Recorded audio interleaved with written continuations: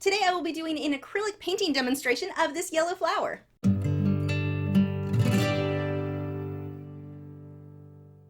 Hi, I'm Lisa, the artist behind Lachri Fine Art. I know my studio is an absolute disaster right now. I'll explain that at the end of the video. For today's tutorial, I am working on a Fredrix Blue Label Ultra Smooth Canvas and using Liquitex Basics acrylic paints along with Liquitex Glazing Medium. I will have links to everything I've used below in the video description. The reason that I went with this canvas is I needed something very, very smooth because I knew I was going to do a lot of fine detail and I did some airbrushing on this. So a really smooth canvas was needed for this. If you are supporters over on Patreon, the real-time version of this tutorial is available for you now, so make sure to head over and check that out. Now we'll move on to this tutorial. One of my absolute favorite things about acrylic painting is how quickly you can get something done. This project I had done in maybe 2 or 3 hours. I think it was probably less. I did this one for my mom for Mother's Day. They are coming to visit, so I needed to get a little bit ahead on painting. So I needed to have something I could get done in a single night so that I could take a little bit of time off when she was here. So that's why I chose acrylic for this project. And what I've done is painted my background with my solid color, got the color that I wanted, and then I took my drawing, I drew everything out on another piece of paper and traced it onto tracing paper, then used transfer paper to transfer the image onto my canvas. That way my lines are perfectly clean, I don't have any eraser marks, everything looks nice and crisp, and I do have a video showing you exactly how to do that. I'll have a card pop up so you can check that out. Next, I am airbrushing my background to keep everything very, very soft, very out of focus. Now, if you don't have an airbrush, you can do something similar by blending wet into wet, and I do have a video about that as well. I'll have a card for that too for you guys to check out. But you can blend wet into wet. The goal there for that background is just to keep everything very soft. I don't want any brush strokes. I don't want any harsh edges or harsh lines, tight details. I want to keep all of that for the flower itself. Everything in the background, I'm just keeping very, very soft. And I'm going to do a separate video showing you guys how you can get a similar look without an airbrush. It won't be as good, but there are some things that you can do to get something kind of close, so that will be coming in the very near future. Now I'm painting everything white that is going to have yellow and orange, because if I just paint or airbrush the yellow and orange straight onto the blue background, it's not going to stand out enough. It's going to be much more muddy than what I want my end result to be. So by painting everything white, when I come back over this with the yellow and the orange look like true yellow and orange versus the mud that would happen over the blue. Yellow and orange, even with the more opaque colors, are still going to be fairly translucent. You'll still see the color underneath. So as a general rule, I like to put white down underneath them when I've painted a background down like this first. Now coming back on top of this with my yellow and orange. You can see the areas where it goes over the blue, how much darker it is. It turns into a kind of muddy green color versus over the white where it's very bright. And that muddy green color isn't the end of the world. There are areas where I want green anyway, so I intentionally let that show through on some areas. This flower in the background is going to be very soft as well, so I'm going to go ahead and airbrush this. Don't worry, for those of you who are not interested in the airbrushing section of this video, the main flower is all painted by hand, so those techniques you can apply to your work. I'm using Golden's airbrush paint for this one, which I'd not used before. I was testing that out. They sent me a bunch of them to try out, so thank you, Golden, for that. I haven't decided how I like these compared to the Holbein yet. I'm going to need to test these a few more times because my airbrush was clogging more than it does with the Holbein, but it is very likely that I needed to clean my airbrush more to start with. So I'm going to test them a few more times to see how that works out. They didn't clog as much as the Createx does, and these don't need to be thinned out. And the bottle, I love the bottle that they're in. It's super easy to just squeeze a few drops into the airbrush, so you had a lot of control that way. But I've got to test more to find out if the clogging issue was just that I needed to clean my airbrush better to start with, or if the paint has a tendency to clog on the end of the needle a bit more than the Holbein does. So I will do more as far as an actual review once I'm sure that it wasn't just my own clogged airbrush, which I honestly kind of suspect at this point. So I'm making my dark area here. Now this is just a mixture of ultramarine blue with raw umber for my black. It's not actually black paint. I don't have black in the Golden's airbrush paint yet, but you can mix it yourself by mixing your ultramarine and your raw umber. You'll get a very, very dark color. Coming back through on the flower behind here with some of the oranges. And I really did like the finish of this airbrush paint. It wasn't super glossy. I was able to glaze over and this color didn't lift off. It really worked well for the techniques that I use, which is important to me because some airbrush paint is super glossy, which I don't like because I like to have a matte finish as I work. I add a gloss varnish when I'm done with a painting, but while working, I like everything to be matte. And this one definitely did that. And again, like I said, with being able to glaze over, that's a big deal, being able to layer colors on top because of how I paint. And some airbrush paints are made to lift so that you can remove them where needed or erase them. And that doesn't work for my technique. And so this paint really was good for what I was looking for. A little bit more orange there, and I'm going to come back on top of that with some yellow and brighten that up. That is way too dark right now. Airbrushing some of this green into these outer petals that are going to stay very soft. I'll do a little bit of brush work on those later. Now here, I got a little out of control with the paint there. It kind of airbrushed onto the blue. No problem, I just took a clean paintbrush with some water and lifted that off. I just cleaned up the area where I went outside of my line. One thing that I do want to mention, it looks like when I'm airbrushing that I'm coming at an angle. That's just the camera angle. When you're airbrushing, make sure that airbrush is always straight at the canvas. Move your body as you paint so you are always, that airbrush should always be at a 90-degree angle. You do not want to come in sideways and kind of be waving your arm back and forth and making a mess. You won't have the control that you need. And these videos, because of the camera angle, are very deceiving. It looks like I'm holding the airbrush sideways, which I'm not. That airbrush should always be straight 90 degrees at your canvas. A few more highlights on here. When I switch colors, I just run water and a little bit of Liquitex airbrush cleaner through the airbrush when switching from one color to the next.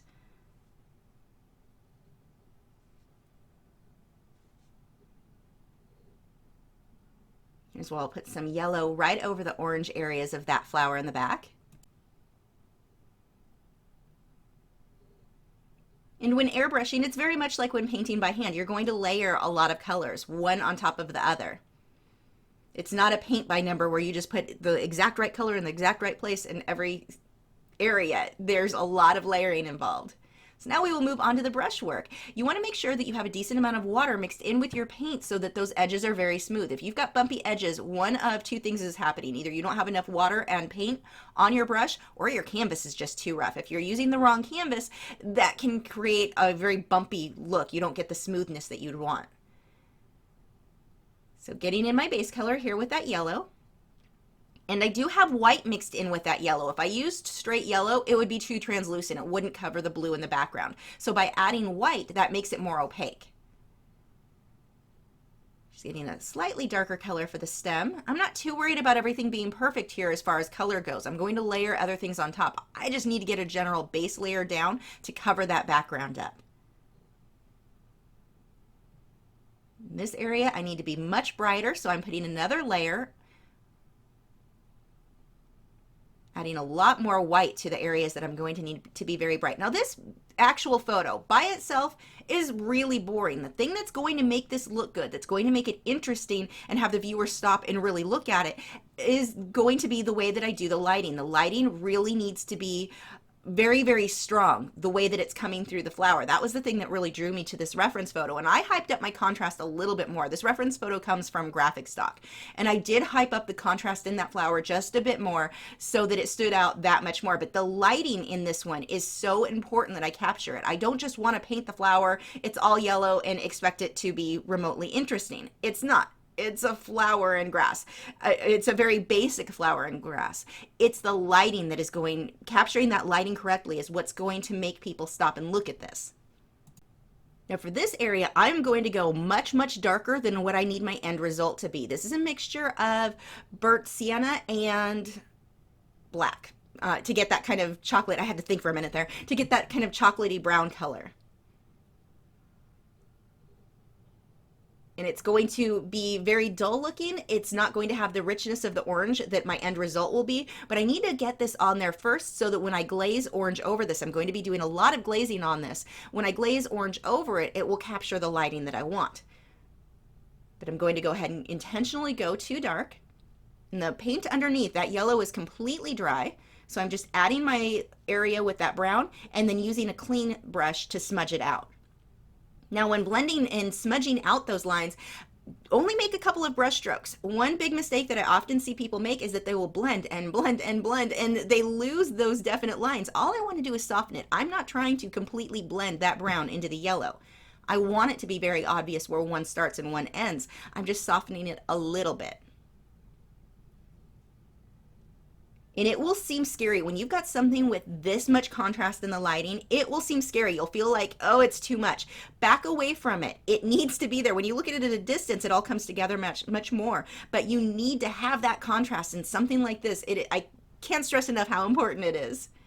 Now I'm glazing yellow over the brown and the yellow areas, and that gives it this glow, which is very, very bright. When you're doing a lot of layering, make sure your previous layer is completely dry before you add another layer on top, or it will lift. Even if it's just starting to dry, that previous layer will lift off the canvas. Make sure it's dry all the way. Now I am glazing orange over this.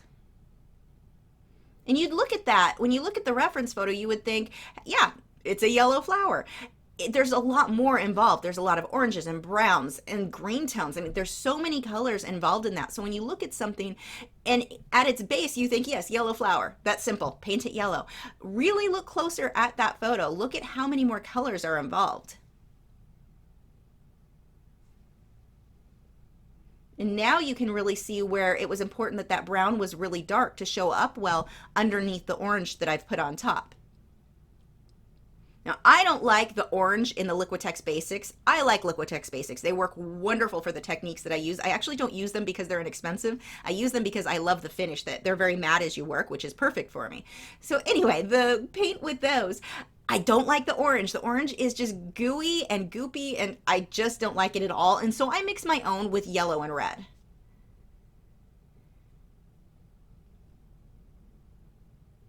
Cleaning up the edges just a little bit on the one in the background. Brightening up some of these colors with a little bit more with the white and yellow mixture.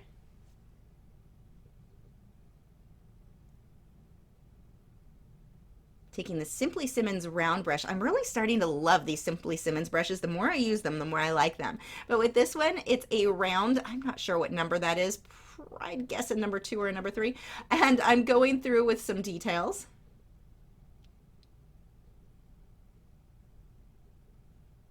A lot of these, you'll see me make a brush stroke and then stick my finger in it. I'm just toning it down where I don't want the line to be too harsh. And that was a hard habit for me to break when I switched over to oils because I was so used to working in acrylics and using my fingers. You don't want to do that with oil paint. Glazing some more with the orange. Had to let the previous layer dry completely. And I need this orange to be really dark so that the bright yellow seems that much brighter. If the orange, even if my yellow is the perfect shade, perfect value there, I come back through with the orange and don't go dark enough, then the yellow doesn't seem bright enough. So the color that you use next to another color completely affects that color. That seems really obvious, but it does. You want to make sure that your contrast all around is good. It'd be easy to think, well, my yellow's not bright enough. No, the yellow's fine. My issue is that the orange is not dark enough. So coming through here with the white, actually I've got a little bit of yellow mixed in with that, but I'm going to line the edges here and I'm going to make them really bright using a liner brush now. So I've got a little bit more control, but this white I'm going to come over and glaze yellow on top of, but I've got to put the white down first so that the yellow will be bright enough along those edges. Now, I'm not outlining the whole thing. I don't want it to look like I've just got a white outline around everything. Just really watching my reference photo, where the lights and darks are.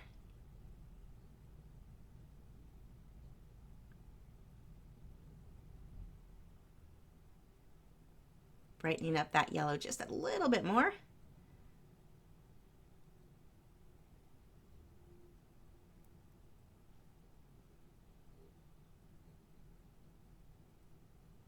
These little lines, these little details are not going to stay that bright once the yellow goes on top. But I've got to paint them in white first so that that yellow will really show up.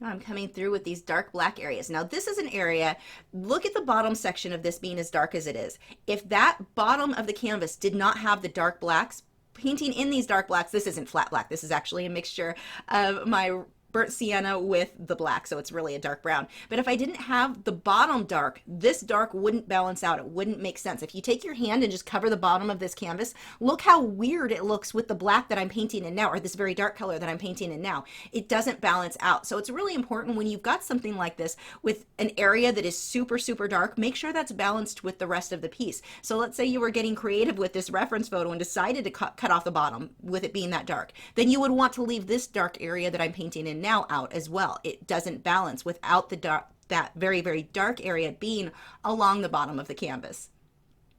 Adding a little bit of green on top of that because I don't want this to just be one flat color. That green has some yellow, the same yellow that I used in the flower is mixed in with it. A little bit of glazing, some detail for the background there.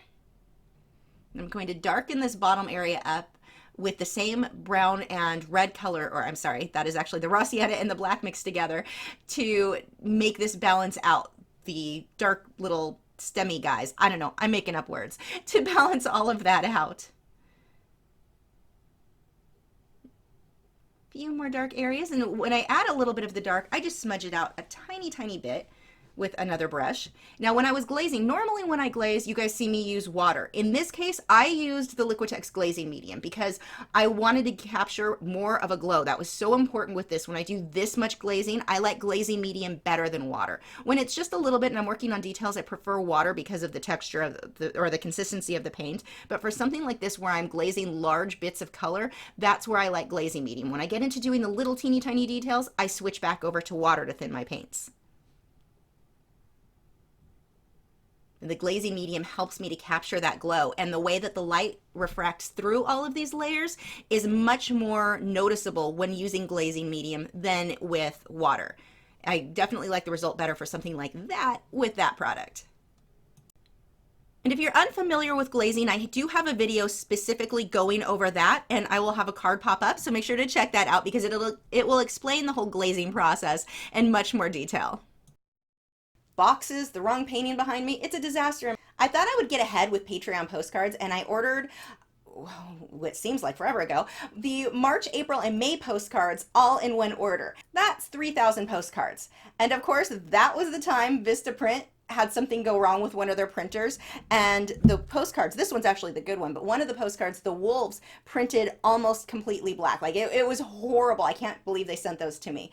And so I had to contact them and get them to reprint them. The funny thing is, the lady that I talked to on the phone tried convincing me that it was a problem with my image. Like, you didn't print my image. You printed basically black with a few white highlights. That was not the image I sent you.